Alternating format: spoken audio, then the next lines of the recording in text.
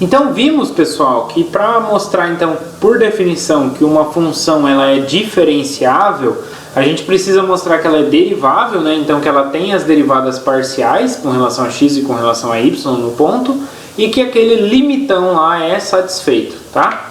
Então tem essas duas coisas para demonstrar, né?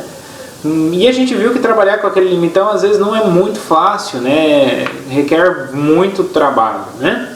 Então, daí desenvolveu-se vários teoremas e resultados que facilitou a análise, né, para saber se uma função é diferenciável ou não. E aí a gente vai ver alguns deles. Então, começando aí com o primeiro teorema, ele diz o seguinte: seja f uma função definida num conjunto aberto do R2, né, chegando em R, então uma função de duas variáveis, e x0, y0 é um ponto do domínio, né, desse aberto aí, dessa função. Se as derivadas parciais com relação a x e com relação a y existirem em A e forem contínuas no ponto, então tem que existir em todo o conjunto A, então todo aberto. Então se ela existe em todo aberto, as derivadas parciais, ou seja, se a função é derivável em todo aberto A, e as derivadas parciais são contínuas no ponto x0 e y0, então a função será diferenciável nesse ponto. Tá? Então, se eu tenho que a função é derivável, se eu mostro, em vez de mostrar o limitão, eu posso mostrar que as derivadas parciais são contínuas naquele ponto x0 e y0. Então eu garanto que a função é diferenciável naquele ponto x0 e y0.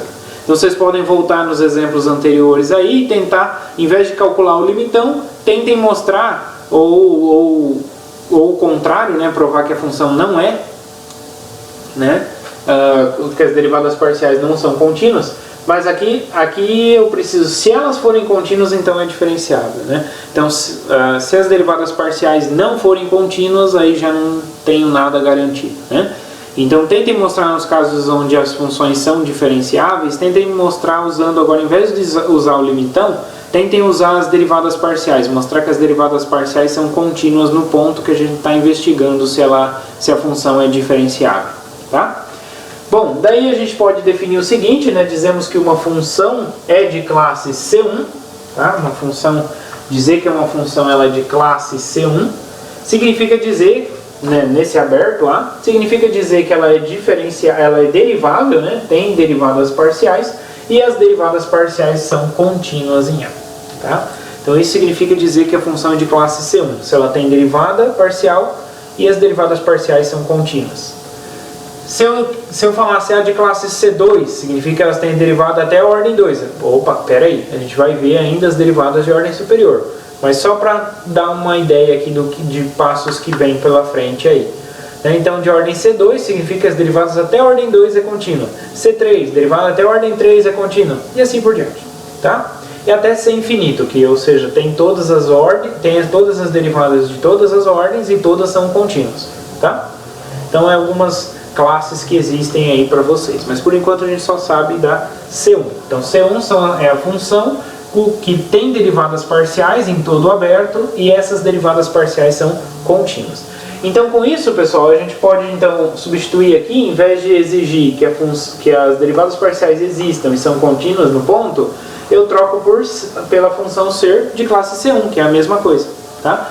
E aí a gente obtém esse corolário. Corolário significa o quê? Que é consequência do teorema, tá? Então, se eu tenho uma função f definida nesse aberto do R2 até em R, se a função for de classe C1, então ela é diferenciável, tá? Vem exatamente como consequência desse teorema aqui. E aí, como exemplo, a gente tem a função seno de x² mais y². Essa função aqui, ela é diferenciável em R2? Bom, para saber, basta calcular as derivadas parciais. Então, derivada parcial com relação a x, como que eu faço? Derivada do seno, cosseno. Derivada do que está lá dentro, com relação a x, o y então é constante, vai zerar. Derivada de x², 2x. Então, é 2x cosseno de x² mais y². Tá? E a derivada com relação a y vai ficar derivada do seno, cosseno, de x² mais y², derivada do que está lá dentro com relação a y. Derivada de x² com relação a y, como não depende de y, é zero. E derivada de y² com relação a y é 2y. Então, por isso é 2y cosseno de x² mais y². Agora, x² mais y² é um polinômio, né? Então é contínua. Cosseno é uma função contínua. 2 vezes x é contínua. Então, aqui eu tenho o produto de duas funções que são contínuas e composta de duas funções que são contínuas. Aqui é a mesma coisa, composta de duas funções que são contínuas e depois produto de duas funções que são contínuas. Portanto, tanto a derivada com relação a x quanto a derivada com relação a y nessa função aqui, as duas são contínuas. Consequentemente, ela é de classe C1. Tá? Então, se ela é de classe C1, então significa que ela é diferenciável. Então, a resposta é sim. Ela é diferenciável em todo R2, porque ela é de classe C1 em todo R2.